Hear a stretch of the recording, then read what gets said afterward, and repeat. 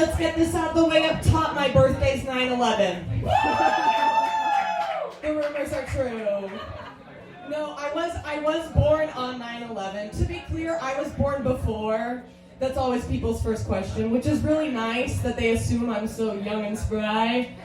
But I was born in the 1900s, and it sucks, right? Because 9/11 used to be about me. Like, it was my day, and now I have to share it, which, it's fine, it keeps me humble or whatever.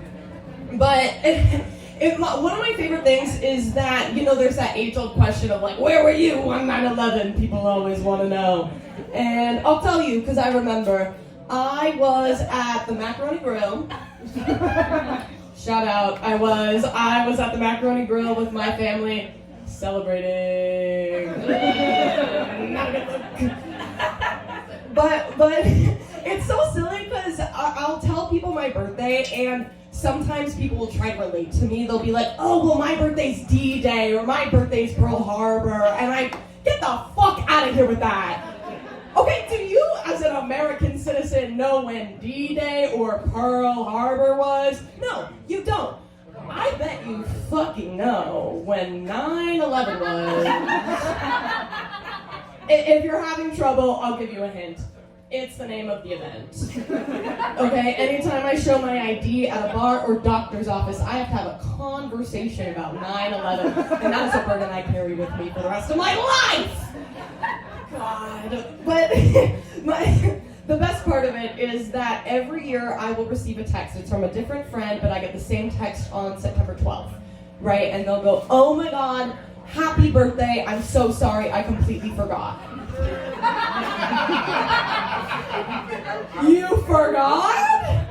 You promised you would never! And that's my 9/11 material, thank you so much. Yes.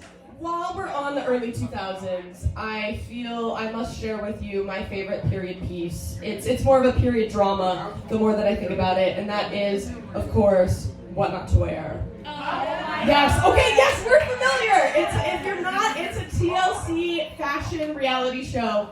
And to get onto the show, your friends, family, or your boss, sometimes it was your boss, would nominate you because they thought you were hideous to look at. And to get you onto the show, they would have to, without your consent, submit photos and videos of you to prove that you were the ugliest person in the nation. And mind you, this is the early 2000s. They didn't have iPhones, so it's not like they could subtly record you as we all do every single day. No. They would have to get like a camcorder and a little trench coat, yes, and go hide out in the bushes to get you walking around in your fugly little outfits. And let's just say you were deemed enough of a ghoul to get onto the show, right? You would have to go through this gauntlet where you would put on what you thought was your nicest outfit.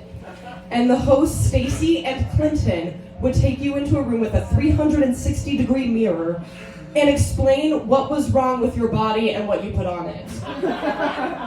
After that, they would make you take that outfit, throw it into a literal garbage can, everything you own, trash, it was not sustainable, okay, early 2000s, and then they would bring you into another room where they had a mannequin, and they would say, now this is a better version of what you were just wearing, and spoiler alert, it was always a skirt suit.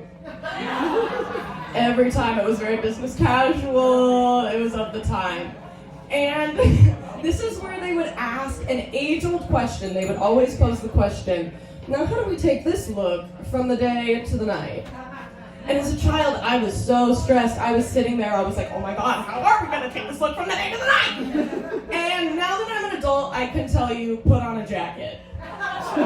Put on a jacket, you're gonna take it from the day to the night just fine. And before I leave, I'll tell you about my favorite episode. You can find it, it's on Vimeo. There was this woman who was a dancer and she had a knee injury, so she wore these orthopedic shoes to make sure that she could protect her knee. And Stacy and Clinton were not having this. They said she could not wear them. What she needed to protect her knee from getting re-injured was ballet flats. If you're not familiar with those, it's basically a piece of fabric on the bottom of your shoe, and that's it.